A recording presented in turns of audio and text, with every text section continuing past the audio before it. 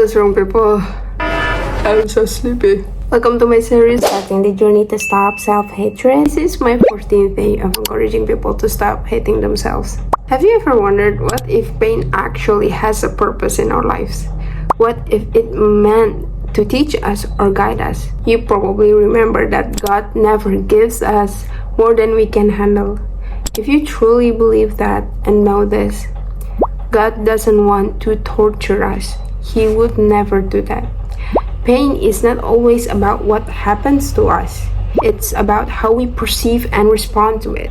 The challenges we face come because God knows we are capable of overcoming them. So what is the purpose of pain? Pain is a signal, like a fever when something is wrong in our body, like a heartbreak when you see your bank balance after careless spending. Pain is a signal that there must be something off that needs to change.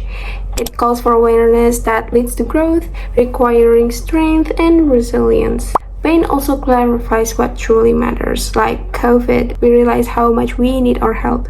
From struggling, we learn the value of discipline, effort, and inner strength. Pain molds our character, helps us bounce back, and builds our resilience. Even when pain feels exhausting, it's often not because you are doing something wrong. Life feels heavy when you are carrying too much all at once. And the things that used to bring you joy feel small compared to the weight you're holding at the moment. Again, it all comes down to perspective. Since they said the comfort zone keeps us stuck, I say discomfort starts personal growth. It is true, I've been there. Stuck in the loop of daily life, feeling bored and stagnant. People told me that, you're a lack of gratitude. Or people say that, this is my time to enjoy the fruits of my labor. Maybe they were right, but deep down, I knew I could plant more trees. I knew deep down I could enjoy more fruit. I could do more and become more.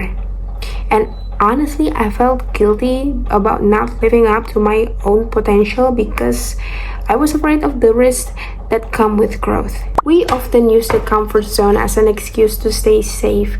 But comfort can be avoidance disguised as peace. Still, it is a double-edged sword. Like every time I try to relax, my mind whispers like, what you doing? You need to be working. Like right now, I'm super tired and super sleepy, but here I am. While talking about pain, this is the pain of choosing yourself over your comfort. But the question is, does this mean we don't deserve any comfort at all? Well, the answer is we absolutely do. We do deserve comfort because the problem is not comfort, it's stagnation. That being said, work with full focus, rest with full peace. Let go of guilt because rest is productive too. Do not treat your pain as if you are at a loss because pain is a signal that something needs to change. And also, it is a signal that something better is coming. When you face problem or pain, it's better if you do not show your fear or weakness, but let your brave, badass side rise instead. Fear only feeds the pain over time.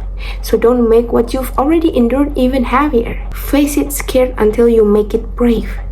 Because the slight difference between fear and bravery lies in the decision you make in your mind. Because I believe that no matter how scared you are in a dark room, let's say you're in a dark room and you're scared, deep down you know it's just darkness in a room. Nothing to fear. But you let fear overpower that truth. And no matter how brave you are, there's always a small trace of doubt in your mind. But when you choose bravery over fear, your mind starts focusing on solutions, silencing the doubt and letting bravery take control. So bravery is not about the absence of fear, but bravery is about choosing to move forward despite it. Even though pain is often unavoidable, suffering is prolonged and deepened by how much we dwell on it. That is why our response and our mindset really matters. You are not meant to suffer forever. And you are not meant to stay same either. That's why you need to enjoy and embrace your pain. If you think about it, pain is not the enemy. It is a messenger. It is better if we try not to avoid pain. It's better if we try not to avoid problem, but understand that you will grow from it. In overcoming pain, part of it is about adjusting your psychological matters. Because sometimes we tend to try hard just to go with the things we like and we hope to be. Let's say you're a college student trying to improve your grades. You study hard, but you do not enjoy the process. Eventually, you cheat out of frustration. Well, of course, you get the score, but what did you really gain? Nothing. You got nothing. You just paved back to the way you used to be. Like why? Like what did you get? You studied a lot, but along the way you gave up. Then you choose to cheat the test. What did you get? You got high scores from being a coward. I'm sorry. This is the truth. How can you learn without knowing the place you've made mistakes in?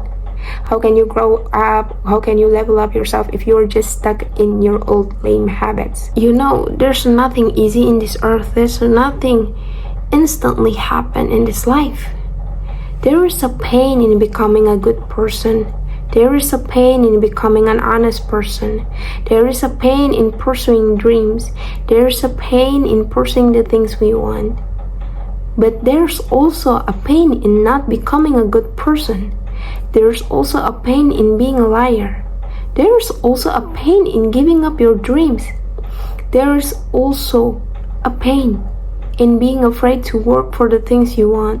The difference between them is that when you work for the things that elevate you, you will endure pain that forces growth.